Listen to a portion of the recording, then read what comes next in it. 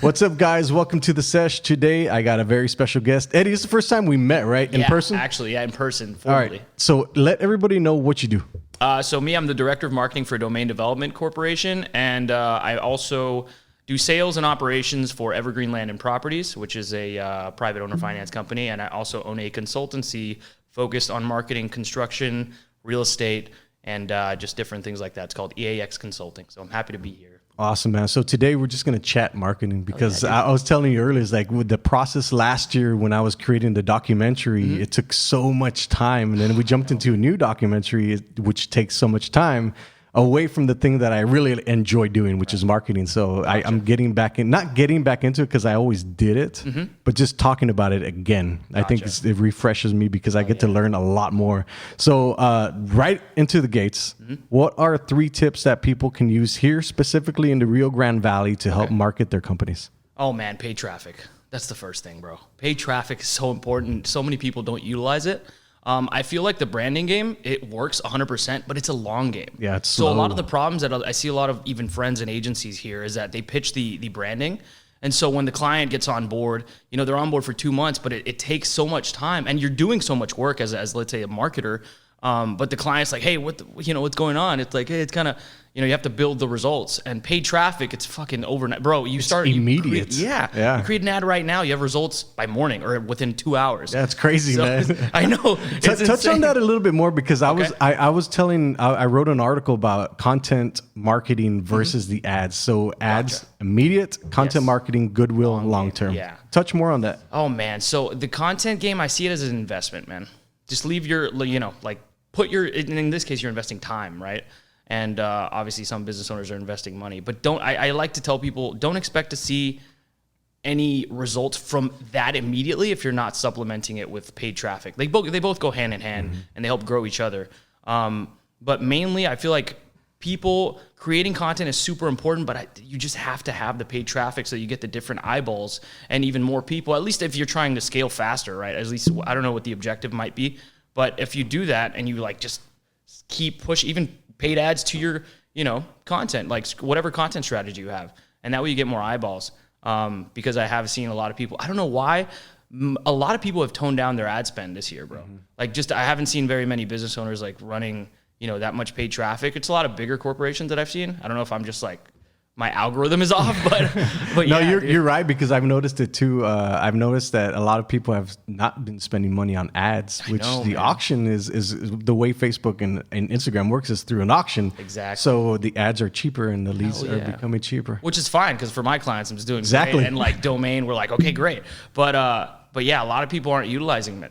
And then also the people that haven't utilized it, I literally create a small whatever ad, dude, and it gets them results immediately. She's like, what the fuck? How did you touch on that then? Because I think what a lot of people assume that marketing is advertising. And they're used together, right? But Correct. They're different things. Yes. So what should somebody have as an ads budget versus a marketing budget? And also, are the ads included? The ad spend, is it used within the payment that they give you, or is it the advertising agency creates one price and then the advertising project is another price? So it's management fee, flat management fee, and then a ad budget. Usually to get realistic results. Man, it's really kind of abstract, right? The budget. So I would say, even if you're a super small business owner, you're trying to get started, at least $250 a week, man, at least to really get results. But also those $250, they're going to go a longer way, month 2, because what you're doing a lot of month 1 is figuring out what works, figuring out, which ads you're going to do, create a bunch of ad sets. You're going to change your targeting a lot. And then once you figure out what works month 1, then month 2, your budget goes a longer way. So then people don't understand that, and sometimes month 1 will be kind of rocky because you're figuring it out.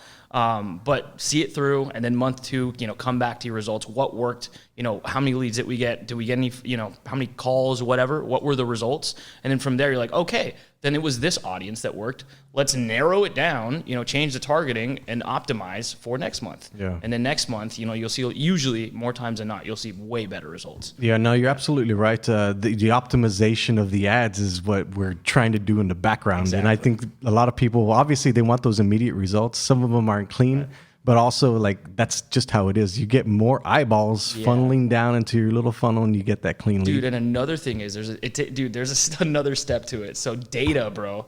I mean, obviously you've heard of a Facebook pixel, right? Yeah. So, dude, as you're going month by month, bro, you're seasoning that pixel and optimizing it automatically based off the audience that are clicking, because Facebook's super smart, right? So then the pixel, the more you season it, bro, also you could take that data, and if you have similar clients, you can take export the data, put it into a new lookalike audience on Facebook, and just run with it, and your ad cost is way like lower, bro. Dude, that's why I love marketing and advertising for companies from around the nation versus like local, bro. Dude. This is so much easier. But the other cool thing too is the actual email list and phone numbers and all that stuff. We can import that data and reach those people, create a lookalike audience, and then do the exact same thing. I don't think people really understand just how powerful these ads are, dude. Touch on that, because I've been talking about it for years, and people just don't get it. It's simple. I've had that problem also. So simplifying it, I guess it's because, business owners are thinking, whatever gets me results, I don't want to know. Usually they don't want to know about it because they have so much going on, which is fair.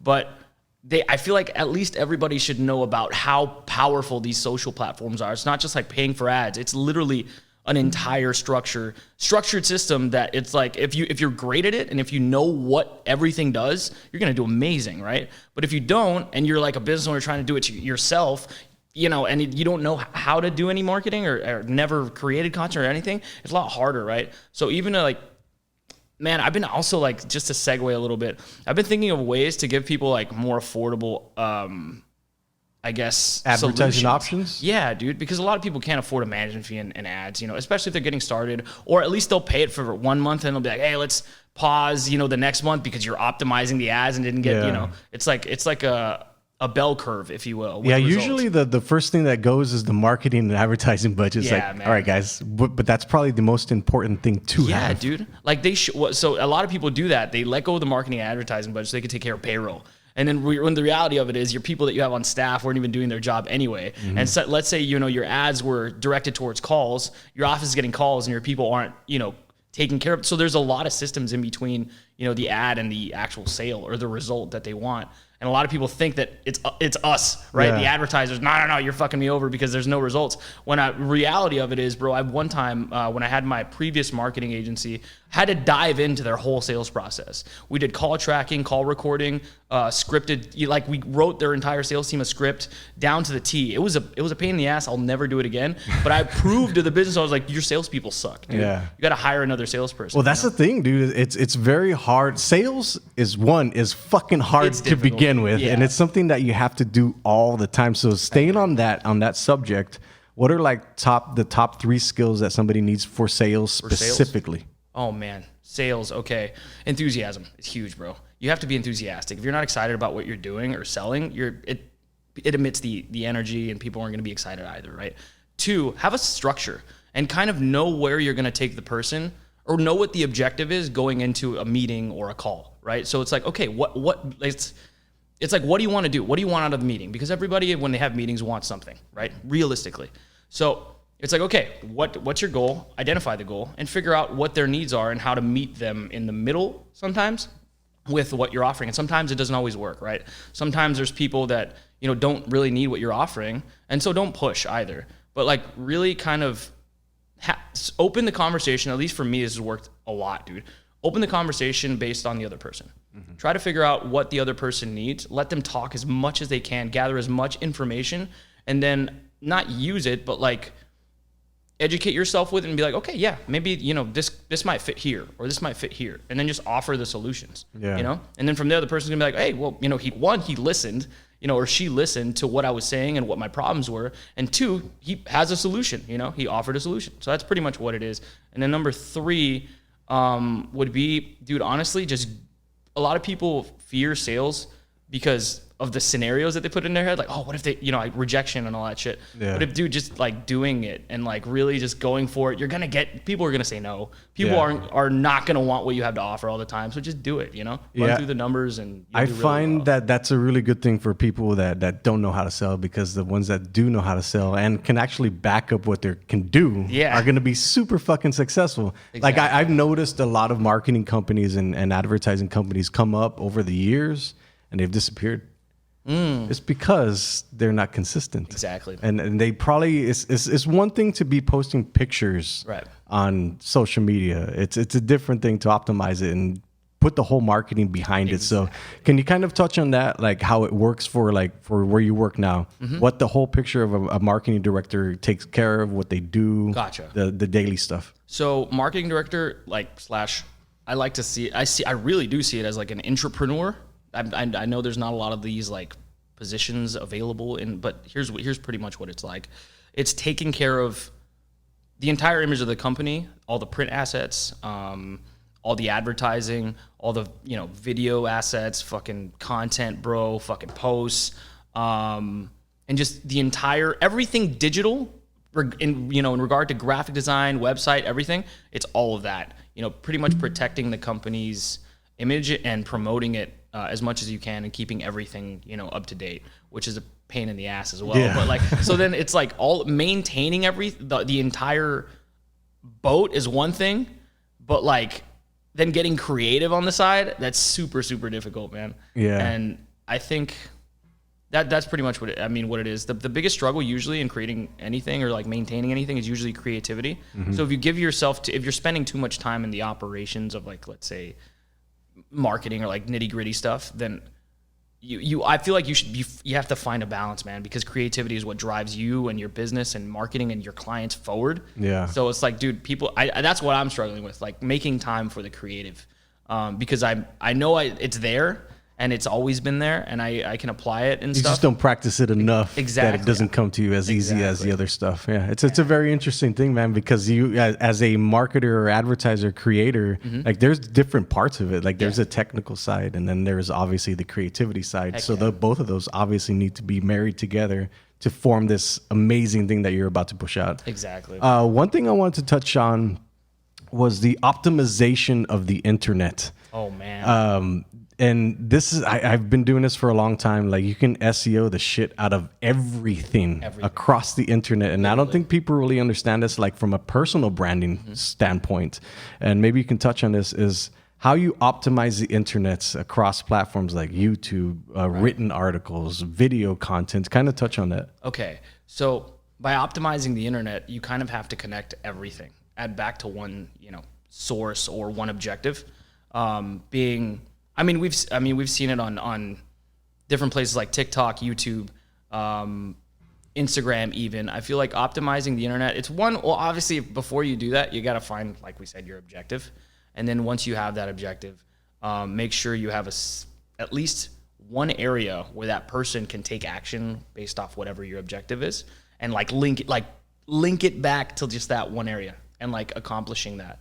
So I think in regards to making it, how do I simplify this, dude? Because there's there's a lot of legs to this, man. Fucking shit, dude. There's a lot of steps and things that that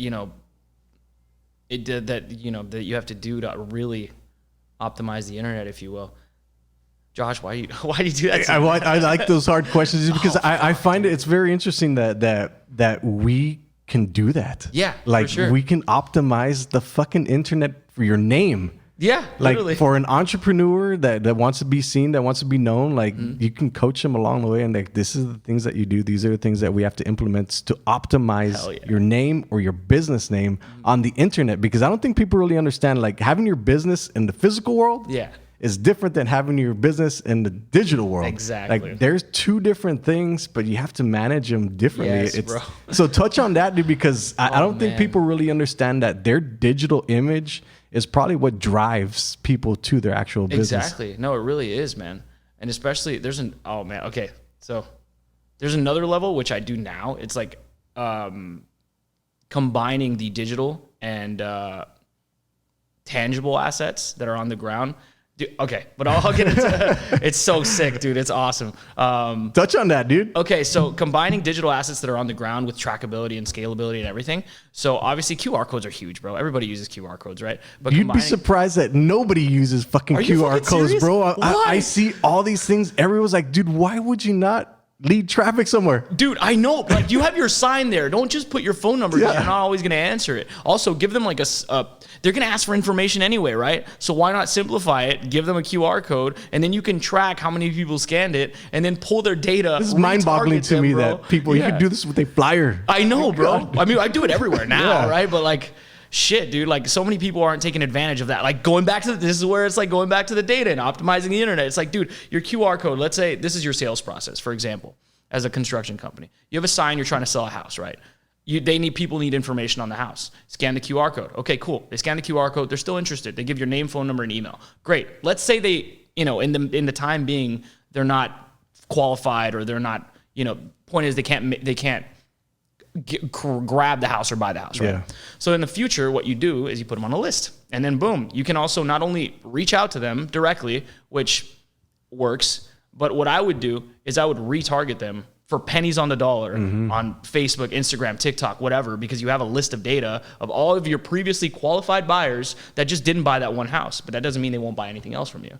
So then from there, you upload that list, boom, boom, boom, and you take care of it, man. All from let's say they just came from QR codes. Even if it's like 40 people, dude. And then from there, you just boom, boom, boom. And you have one house that you need to sell again, and you can immediately market it to 40 qualified people. You don't even have to pay for like cold traffic anymore, which is way cheaper. And like, dude, it's fucking insane, bro. Yeah, people don't understand it. Yeah, it's cool, man. Like I've noticed. Have you ever done the $1 a day ad? Oh hell yeah, dude. I love those. It's incredible, man. bro. People don't get it. It's like, I know, like, you're not gonna get any results with $1 a day. It's like, you'd be surprised. Just wait, man. I have one going out for a Comic-Con every single day of the year, just pixeling. And creating that content and going back into their people's like, I don't think people really understand the power of the ads that are going out and the data behind it, dude. It's because we nerded out for like a long time, dude. Like I've been doing marketing since I was 21.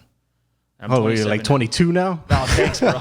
I'm 27, man. But yeah, I dabbled into it at 19. Didn't fully understand it until like 20, and then 21 I was like, holy shit, I know what I'm doing, right? And gradually been learning over the years. But yeah, dude, marketing is super. There's so many like tiers and levels and like depth to like everything to make everything work.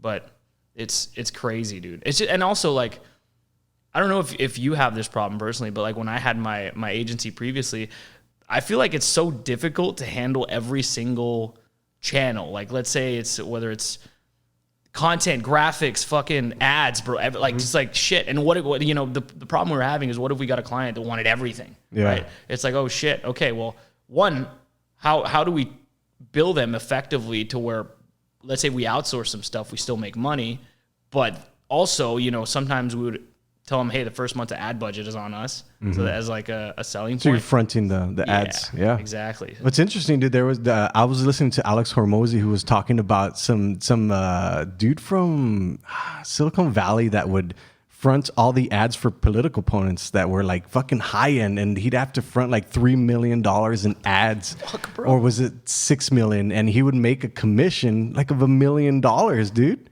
What the fuck? Yeah, like that. Just for fronting the ad dollars. What? Insane, bro. But how? Like, how do you? He has that money in the bank. Oh my god, dude, crazy. Like, he's insane, just making money fast. That's literally printing money, bro. It's crazy, insane, dude. But going back to your point, how you house that under one house is, yeah, dude, like virtual assistants and stuff like that. But I think what I got very good at was being efficient at how I create the content and then scheduling it across the way, because that's really the only way. It's the tedious work that nobody wants to fucking do is what got us to where we are in the first place. Honestly, so people usually stop doing that, and when they stop doing that, they don't get efficient anymore. So it's kind of like out of practice. Yeah. So I've been practicing that a lot. I've been waking up fucking early now, dude, just to have well, the interesting hack in life that I have, dude, is I wake up at 5:30 now. So from about 5:30 to 8, I'm not being bothered by my phone. Don't have to talk to email. I don't have to talk to anybody, dude. Like, it's the biggest hack because everybody's asleep. That's true. nobody bothers you. Like I think the productivity, and of course now I use Chat GPT for a ton of stuff, dude.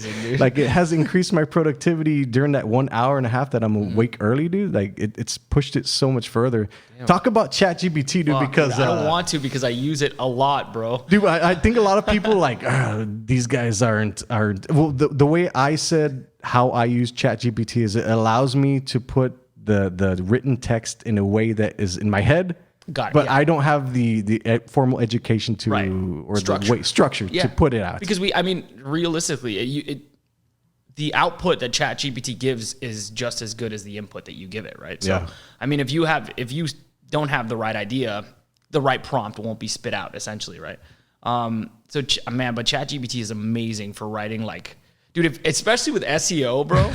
Oh my God, bro. It's just a machine. It literally is a machine. Like creating small, like short form articles on education, if you just put in bullet points on what you want it to like teach, dude, it'll write a whole article for you. Dude, it's insane, man. Yeah, dude. And then it'll like it can rank your article because it also writes the keywords that you obviously give it, things like that. So it's just insane, bro. I really like writing ads with it as well, and like just different kind of articles. What are the best compelling offers on it? Dude, it's crazy, bro. Man. Like, so right now, if a business here locally, let's just say a restaurant, were to push out an ad, what would that copy look like to get attention? And what would the picture look like? Or would it be video or something like that? I think aesthetic things do really well. Like full on like a 4K photo of some tacos, bro. You're like, holy, where the fuck are they from? You know? Like, dude, even myself, right? As far as, let's say, a restaurant, I think something aesthetic. And promos usually do well. But making it... I usually like things that involve a second person, right? So like not to buy one, get one free necessarily, but like, let's say bring a friend and we'll give you X, right? Because if you're trying to get value, which is for the restaurant, a customer, you have to give some value as well, you know? So I think definitely a promo of some type that adheres to the restaurant where it's still lucrative for them, something like that. But definitely involving a second person and trying to build as much buzz with people as possible, because that's at the end of the day. Like, let's say you go, to the restaurant and you're like, dude, these tacos are great. But I'm like, okay, yeah, man, I'll try them when I get around to it. But let's say you're like, hey, bro, they're having a promo and it's me. Like, let's go grab lunch. Let's go grab lunch. Cool, dude. And then you're excited about it. And then I'm like, oh, yeah, these are super good. But then we both tell somebody else, one of those other people that we're going to tell about is tell about the restaurant too, right? My words are all over the place, but they're gonna tell somebody else, or they might go. At least one of those people goes. So now, not only did you touch 3 people, right? You spent the same amount of money, also. So, and I think it's interesting too is that if you get those people in your door. Like they're more likely to come back, depending, of course, on the customer service, which seems to be failing in a lot of places. Oh, hell yeah, dude. Kind of touch on that, dude, because I think what we do as advertisers and marketers is we can only get people to see the eyeballs on the digital thing. When they walk into somewhere, or it's not even a restaurant, to a business, now it's on that person, that perceived value is like, we've already given it the perceived value. Now they walk in and they fuck up the sale. Yeah, dude. Kind of touch to that. Oh, man, that was the hardest thing to deal with, bro. Because, like, we're holding up our end, And the biggest complaint is like, no, the people suck that you're bringing in. It's like, oh, do they? Yeah. And so, like you asked me for people, And they're going in for a reason. Let's say it's a restaurant. It's like, what else are they going to buy? They're not going to buy a fucking laptop at your fucking restaurant, right? So it's like, you have one job. And if they, if it doesn't do well or they don't get repeat business, they think it's also our fault, right? And it's like, you can only do so much because, one thing I had to start doing was like list building, this was way back when, man, maybe like a few years ago, 6 years ago. And I was list building. And so to prove to them that like we were holding up our end and there was something wrong with their operations. And I hated doing this because then you're going to lose the client eventually. Yeah, absolutely. Wrong, right. So we'd build a list and then I would be like, look, this month we have a list of X 100 people, right? And we're only going to market to the list. And this is the goal is to get repeat business. We're going to do insane offers, like irresistible, like free, and bullshit like that to see how good or how many people want to take advantage of what you have to offer, right? And they said, okay. And so we did a bunch of like fucking like 3 campaigns a week, right? Of just fucking some of the best like crazy offers that we could think of. And a lot of people didn't show up. And I was like, then it's not, the problem isn't marketing. It's the result. People don't want to go to your, you know, because maybe the service sucked or whatever. And they're eventually, didn't want to continue. But we have to like show them like, hey, you need to, if you're going to, it's more for their own good too, bro. Because if they don't fix that, their business is going to go under. Yeah, exactly. Dude. So, I think the hardest thing to do is to invest your money in a business to hope that it works out. And then you're missing those one little key pieces that you don't even know about. Yeah, dude. Like I worked at Dairy Queen from the age, my dad owned Dairy Queen and Mercedes. Hell yeah. Still owns it. From the age of 3 to 30. And that's where I learned customer service. And I figured like, these are all the things that are parts of a restaurant. This is how you talk to the customer. Not only are you taking their money, this is the transaction. Like the thing that they see and they walk into a restaurant, they want stuff fast. Period. That's every single customer. You're never going to please every single customer. And I think that's one of the things that people need to understand is like the customer always isn't right. But you know that's they're paying your bills. That's true, man. That's also true. And it's hard to say that because I've seen like behind the desk at like Dairy Queen behind the cash registers like fuck you're wrong, dude. Like you're an idiot. Like how can you? But at the end of the day, I get it. Like from a business owner's perspective, like they see it differently than an employee. That's true. Like they want that customer service, but sometimes the customer is like, and then the employee, and then you get the wrong people. You hire the wrong people. It's like it's more of a headache, dude. Especially now, dude. There's such a shortage of people who want to work.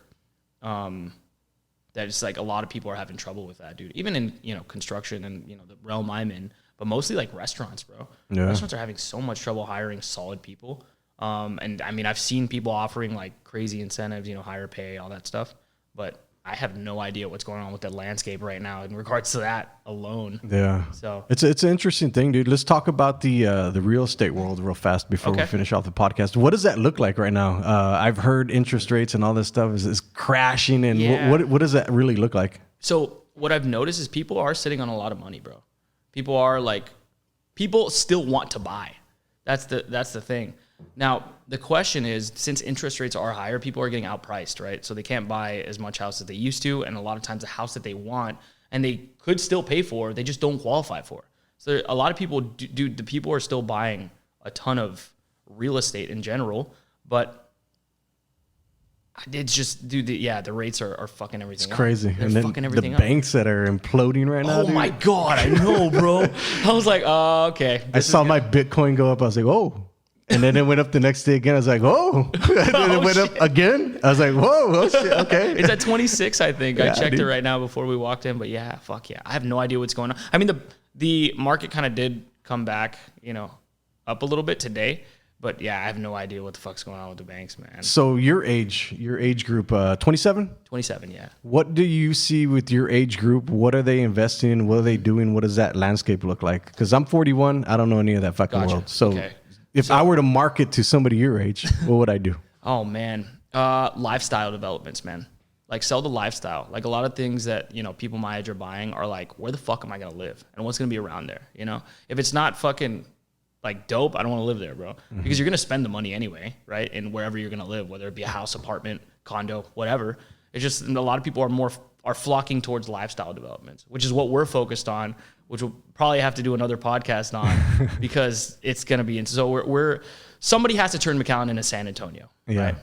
So what does that look like? Oh man, how much of this can I give away? Because I've been into like Mexico City and Monterrey that have like those micro cities. Is that kind of what you're talking about? Something more similar? So yes and so. All I'm gonna say is think of San Antonio, the Pearl and the Domain in Austin. Nice, badass. Like yeah, dude. Something a little like higher end, a lot nicer. Something that McAllen literally doesn't have, man. Yeah. Where you can literally spend the whole day and not get bored and have yeah, I can't say that much. But when is this coming out? We're actually working on it already. It's here on 10th Street, and we're doing a bunch of those bars over there. Well, the shopping centers that we own the shopping centers there, and the tenants that are opening are Ambra, Taloa, a bunch of like a rooftop bar, another brewery over there. just a bunch of new stuff that North McAllen doesn't have, Yeah. Especially because people, flock to Nolana, right? Or they'll go to either 17th or what have you, right? And also North McAllen doesn't have a high-end steakhouse, so that's where we're like, oh shit. Nice. And then the guy from Il Forno, he owned Prime, Il Forno Micuna. He's doing another one, and he's doing Ambra. He's a genius, bro, in the kitchen. He's a great guy, dude. It's going to be super awesome, bro. Dude, you got to try my butter of the gods, dude. Dude, I've been seeing it. I'm like, man, I'm going to have a heart attack. Fucking Josh. Dude, well, the thing was, man, I last year, when I got into my fitness journey, I lost a bunch of weight. I got into shape. I fucking saw it. That's insane. It's crazy, dudes. But I was trying to preach the whole fitness Bible. And I was like, you got to jump in there. I should have known better. It's like, you don't tell fucking people what to do. They got to do it when they're ready to do it. For sure. But I always had this idea of the butter of the gods that I ran into right before COVID, man. I made it. It was amazing fucking butter, but you can't buy it anywhere because it's such a tedious process to make it. It uses cured egg yolks, which takes 5 days. Oh my God. You have to brine the bones for 2 days. Then you got to smoke the bone marrow, and then you got to create everything together. So it's a huge process. Holy shit. So you can find this stuff anywhere. And I made it, built the website, started getting sales. I found out the one fucking thing why people don't do it. Shipping. What? Dude, Why? it cost me $25 to ship it through FedEx. And that's because I have an account. It's expensive to ship. You have to ship it refrigerated, right? Yeah. That's why. Holy shit. Yeah, dude. So apparently I picked the hardest one. What's your product? What are you selling your product at? So I'm still working on the prices. I started at 60, 90, and then 100, which is for 6, 9, and 12. And then I went up to 9, 12, and 16 ounces. Okay. But now I have it at 30, 40, and 60.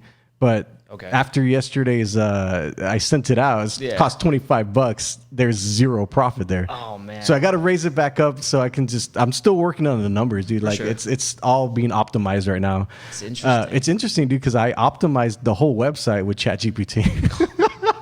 And it worked. It worked, dude. Shit, dude. It's crazy. I've only gotten orders from out of Texas. What? Yeah, it's Really? insane.